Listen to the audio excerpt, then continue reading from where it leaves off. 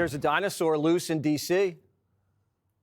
Well, the question then becomes, does this knowledge that he has, does that mean that he will be more Reagan-esque in his delivery, or is it like the velociraptor who tests the door in Jurassic Park and then is now figuring out how he can more successfully wreak havoc? Right. Several people who have worked for him over the years have used the Jurassic Park analogy, so I think that seems... Yes, I didn't make it up. Right.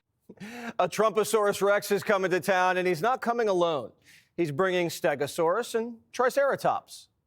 This is the first time that I can remember in modern history, at least, that I've been in the United States and following U.S. politics, where such an enormous number of business people have been motivated to come and work inside of the administration. I think that the Democrats would never have assembled a group of people like this. The United States economy is too complicated to be managed by theoreticians, by folks with random PhDs and absolutely no working experience in the real world.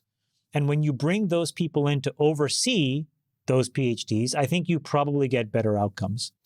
Aren't you sick of a government run by politicians, professors, and economists? You know, people with no real-life experience. They don't know how things work. This time is different.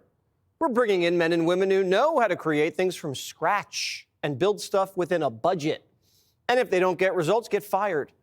This is the most real American cabinet the country's ever seen. Elon Musk says we're about to experience the most dramatic transformation since the nation's founding. What a lucky time to be alive. Now people have come into Washington before promising change and have gotten chewed up and spit out. Washington's very hard to change. The founders devised a system of government of checks and balances, so change is slow. But this time just feels different. Here's why. I would say is, you should never bet against Elon. And isn't there, we all know there's an extraordinary amount of waste, and it is unsustainable. There are two ways to resolve them. You can cut spending and cut waste, or you can raise taxes massively. And I take this election in the U.S. for standing for the proposition we're not going to go the European-style socialist route of having massive tax hikes. And then that suggests, you need to try something like the Doge thing, and that's actually what is going to happen. There's a muted panic rippling through D.C. Democrats are concerned that Trump's coming in with more experience and with a team that understands the levers of government in a way that can shape the government to their will. Some Democrats are starting to get Doge curious.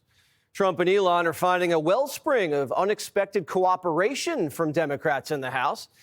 Democrats are even pitching ideas like, how about we shrink Homeland Security? Well, how about it?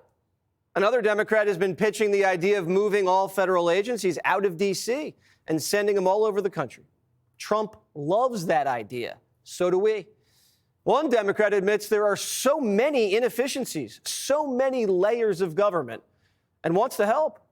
We've actually never witnessed this many Democrats get on board with streamlining government, ever. And it's making bureaucrats really uncomfortable. I had a conversation with the Deputy Secretary of Defense where we were talking about the $850 billion budget. And you would have thought, like, I asked what underwear she was wearing. Like, her response to being questioned about the lack of passing an audit on $850 billion, it was multiple times. Just, went like, how dare you? Do you even know what an audit is? And I'm like, I thought I did, but maybe I don't. But the arrogance of it was wild. The Pentagon's not the only department getting audited. Every agency is getting audited. Biden spent $3 billion to build 93 electric mail trucks. That comes to $32 million per mail truck. You've seen a mail truck. They work fine. You get your mail, right? A Formula One race car doesn't cost $32 million, not even half that. This is why there's inflation. He's spending $32 million per mail truck. You know who got the contract? Oshkosh Defense, a defense contractor from Wisconsin, swing state. What's a defense contractor doing making electric mail trucks? Because they know how to win contracts and bilk the feds. That's why. This company, Oshkosh Defense, was supposed to build 60,000. They only built 93. The CEO, John Pfeiffer, says he's really happy with the progress. The guy's a Democrat donor, by the way. If you had given this contract to Musk, we'd be done by now with money left over. Biden spent $1 billion on DEI grants. What even is a DEI grant? What is it, reparations? Or the University of Honolulu has a DEI program. Here's $20 million. Blow it on a luau. Did the National Action Network get a DEI grant? Because you know Al applied for it. We found out $170 million went to DEI mental health training. What's that? Is that sensitivity training for whites or therapy sessions for blacks? We don't know. They won't tell us. $1 billion. This is why bacon's $11. And you know what happened this year? All these companies dropped their DEI programs. It was one big waste of $1 billion. DEI went bankrupt. Biden's been having a fire sale down at the border. He stopped building Trump's wall and started selling scrap metal for pennies on the dollar. You can bid for the wall leftovers. Bidding starts at $5 per steel bollard. Biden knows what Trump's going to need, and it's more steel to restart the wall. But he's selling it on Facebook Marketplace. So the taxpayers take a bath. And Trump has to pay full price next year, meaning you do. So they're selling border wall, and other Democrats are harboring illegal alien gangbangers, so Trump can't deport them. Here's the border czar. They can sit back and watch us, which I find incredible. You don't want to take public safety threats out of your community and help us. But there are laws on the books that we will prosecute. I've arrested U.S. citizens for harboring an alien in their home or place of employment. If I can do it to a citizen, why can't I do it to a politician who's going to actively get in our way, prevent us from doing our job? So Jose from Venezuela, who's got a knack for sex trafficking, has face tattoos. Democrats are going to stop Tom Homan from picking that bad hombre up and putting him on a plane home? They're really going to do that. Primetime has a policy. If you're an illegal alien with a face tattoo, you're out. I don't even need to see your rap sheet. We know you have one. We have enough to worry about with drones flying all over the place. The sitting president hasn't even said a word. No surprise. But Trump just beat him to the punch. Quote, mystery drone sightings all over the country. Can this really be happening without our government's knowledge? I don't think so. Let the public know, and now. Otherwise, shoot them down. This isn't the Dark Ages. We're not just going to sit and lay back like peasants and let our rulers experiment on us and then lie to us about it. The government knows exactly what the drones are. They're behind them. Now that Trump's involved, the Pentagon's going to have to cough it up. The Biden administration doesn't even respect the Democrat senator from New Jersey enough to tell him what's going on in his own state. There hasn't been enough transparency, letting people know what's happening. It's allowing a lot of potentially misinformation to spread, or at least fear. You're the senator from New Jersey. There are more drones than stars in the sky. Go march into Langley and get some answers for your people. Come on, Booker.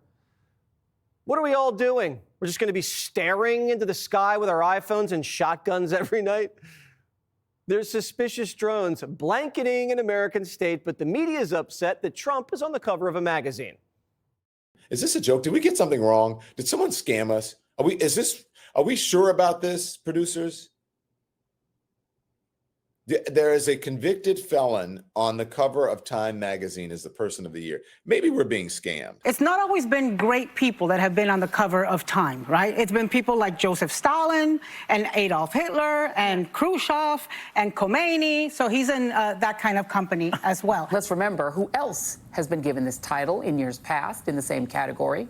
Adolf Hitler, Joseph Stalin, Ayatollah Khomeini, and Vladimir Putin. In fact, Stalin won the distinction twice, just like Trump. Regardless of the company he keeps, we know how important these magazine covers are to Trump. Who does Joy Reid think should be Person of the Year? Who, Joy? Who? Give me a name. All the bartenders in D.C. are a little chagrined because they voted for Kamala, obviously.